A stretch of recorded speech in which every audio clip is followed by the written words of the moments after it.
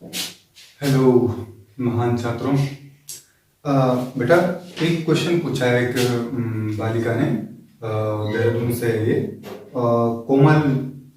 तो बेटा एक क्वेश्चन पूछा है इन्होंने, बहुत अच्छा क्वेश्चन है, सिंपल क्वेश्चन है। देखो क्वेश्चन है ये एनसीईआरटी का, एनसीईआरटी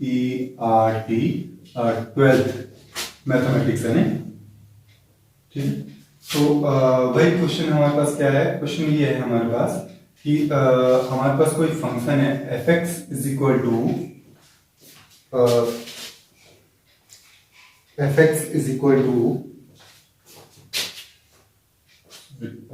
एफ जो हमारे पास है वो आर से आर में, और डिफाइंड करा हुआ है f x is equal to 1x greater than 0, 0 x is equal to 0 और -1x लेस देन 0, ठीक है। तो भाई ये फंक्शन है, तो हमसे ये चाहता है कि हम ये प्रूफ करके दिखाएं कि ये जो फंक्शन है ये 1 1 भी नहीं है और ऑन टू भी नहीं है, ठीक है। ये दिखाना है हमें। तो भाई देखो बेटा, जरा ध्यान से ये देखो कि क्वेश्चन को ध्यान से देखो। ये तो हमारे पास डोमेन हो गया, तो ये डोमेन हो गया और ये कोडोमेन हो गया, ठीक है। अब जरा ध्यान से ये देखो कि जो फंक्शन है, फंक्शन इस टाइप के जो फंक्शन होते हैं, इस टाइप के फंक्शन हम कहते हैं बेटा साइनम फंक्शन, ठीक है।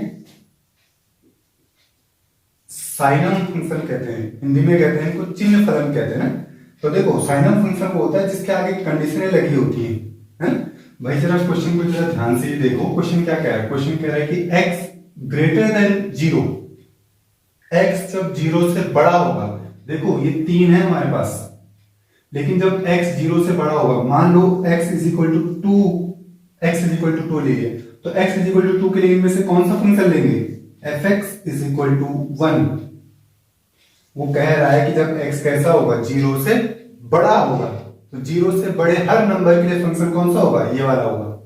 आया समझ? अगर मैं x इज इक्वल टू 1 के लिए फंक्शन चूज करूं तो मैं कौन सा करूंगा, fx इज इक्वल टू 1। अगर मैं x इज इक्वल टू 0 के लिए अगर फंक्शन हम चूज करेंगे इन तीनों फंक्शनों में से, तो कौन सा फंक्शन लेंगे, ये वाला, fx इज इक्वल टू 0। मान लो x इज इक्वल टू -1 के लिए फंक्शन लेना हो, तो -1 के लिए फंक्शन कौन सा होगा, ये वाला, fx इज इक्वल टू -1। तो साइनम फंक्शन क्या होता है, हर एक ग्रुप के लिए अलग से डिफाइंड होता है। देखो इस वाले ग्रुप के लिए, यानी कि 0 से बड़े नंबरों के लिए, तो 0 से बड़े नंबरों के लिए ये है, 0 के लिए कौन है फंक्शन, ये, और 0 से छोटे वालों के लिए कौन है, ये है, ठीक है। अब भाई जरा ध्यान से ये देखो, ये तो हो गया फंक्शन। देखो बेटा, मैंने एक और बात तुम्हें बताई थी, वो तुम्हें ध्यान रखनी चाहिए कि भाई अगर हमारे पास फंक्शन एक्स स्क्वायर की फॉर्म में हो, यानी कि तुम्हारे पास जो फंक्शन है, जो भी फंक्शन तुम्हारे पास दे रखा है, उस फंक्शन में कहीं ना कहीं स्क्वायर वाली टर्म आ रही हो, कोई एक स्क्वायर वाली टर्म आ रही हो, या फंक्शन ऐसा हो x स्क्वायर प्लस 3x हो, भाई स्क्वायर वाली टर्म आ रही है, देखो है ना, या x स्क्वायर प्लस 1 हो, इसमें भी x स्क्वायर वाली टर्म आ रही है।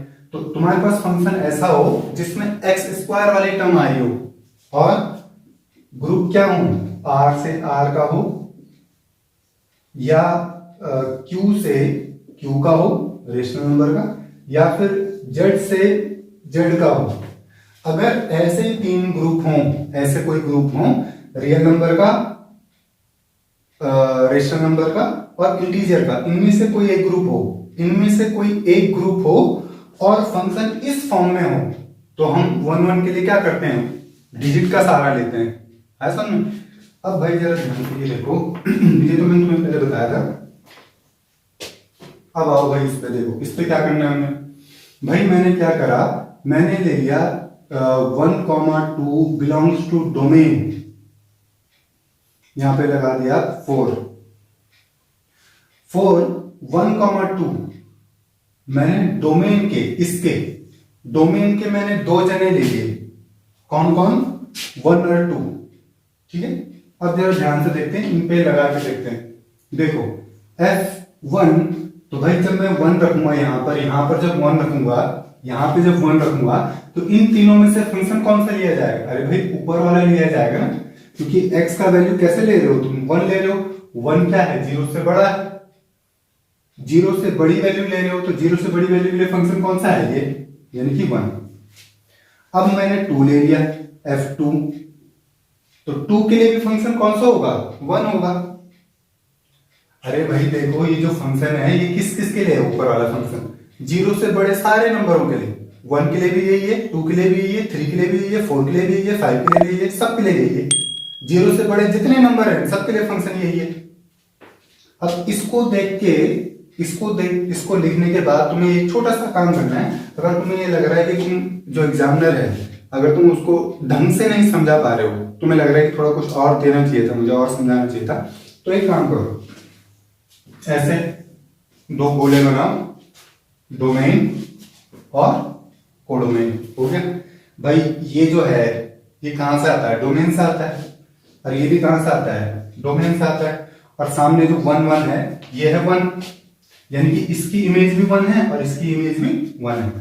तो बेटा अगर तुमने इतना लिख दिया और ये लिखने के बाद ऐसे डायग्राम दिखा दी, उसके बाद तुम्हें कुछ बोलने की जरूरत नहीं है, सीधे लिख देना वहां पे therefore f isn't 1 1। साफ पता लग रहा है कि वो 1 1 नहीं है, क्योंकि 2 जन भाई 1 1 क्या कहता है? 1 1 ये कहता है कि हर एक जने की एक अलग इमेज होगी। यहाँ तो गड़बड़ हो रहा है मामला। यहाँ तो 1 की इमेज भी 1 बता रहे हो तुम, और 2 की इमेज भी 1 बता रहे हो, तो 1 1 कहाँ है? ये 1 1 तो तब होता है जब हर एक जने की एक यूनिक इमेज हो, यानी कि हर एक की अलग अलग इमेज हो, उसको 1 1 कहते हैं। तो हो गए 1 1 नहीं है। अब देखो ऑन टू के लिए हमने क्या करना है? ऑन टू के लिए थोड़ा सा एक काम करो, डायग्राम का ही सहारा ले रहे हैं। देखो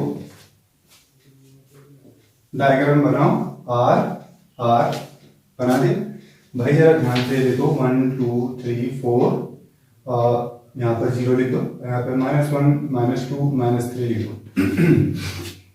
ठीक, फिलहाल इतना लिखो।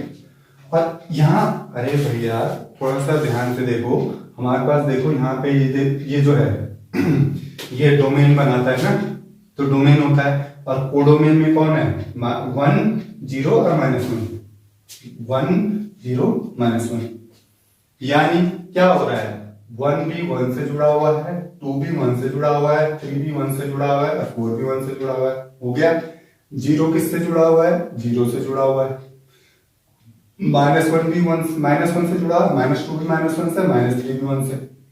ठीक, यानी कि यहाँ के सारे नंबर तो यहाँ जुड़े हुए हैं, लेकिन यहाँ इन तीनों के अलावा भी तो नंबर होंगे। यहाँ तो -4 भी होगा, -3 भी होगा, -2 भी होगा, -5 भी होगा, 1 भी होगा, 2 भी होगा, 3 भी होगा, 4 भी होगा। यहाँ तो बाकी नंबर भी होंगे। तो ये जो बाकी नंबर हैं इनके लिए तो कोई प्री इमेज है ही नहीं। यहाँ 1 के लिए जो 1 है, 1 के लिए इतनी सारी प्री इमेज है, 0 के लिए 0 प्री इमेज है, -1 के लिए इतनी सारी प्री इमेज है, और -3 के लिए प्री इमेज कहाँ है? ये जो बाकी नंबर लिखे हुए किनारे, इनके लिए इमेज कहाँ है? 2 के लिए, 3 के लिए, 4 के लिए, -5 के लिए, -4 के लिए, -3 के लिए, -2 के लिए, इनके लिए प्री इमेज है ही नहीं। आगे सुनो, तो यहां पे लिखो for every element of codomain, for every element of codomain there is no preimage in domain। भाई हम ये कहना चाह रहे हैं, हम ये बताना चाह रहे हैं उसको कि जो कोडोमेन है, कोडोमेन में जो बहुत सारे और एलिमेंट हैं उनके लिए प्री इमेज यहाँ है ही नहीं। यहाँ 3 ही तो जने हैं, सिर्फ 3 जने हैं, यहाँ 3 जने हैं जिनके लिए प्री इमेज है, और बाकी जनों के लिए प्री इमेज है ही नहीं। तो हम ये कह रहे हैं for every element of codomain, codomain के हर एक सदस्य के लिए प्री इमेज है ही नहीं। डोमेन में प्री इमेज क्या है? सबके लिए है ही नहीं। Therefore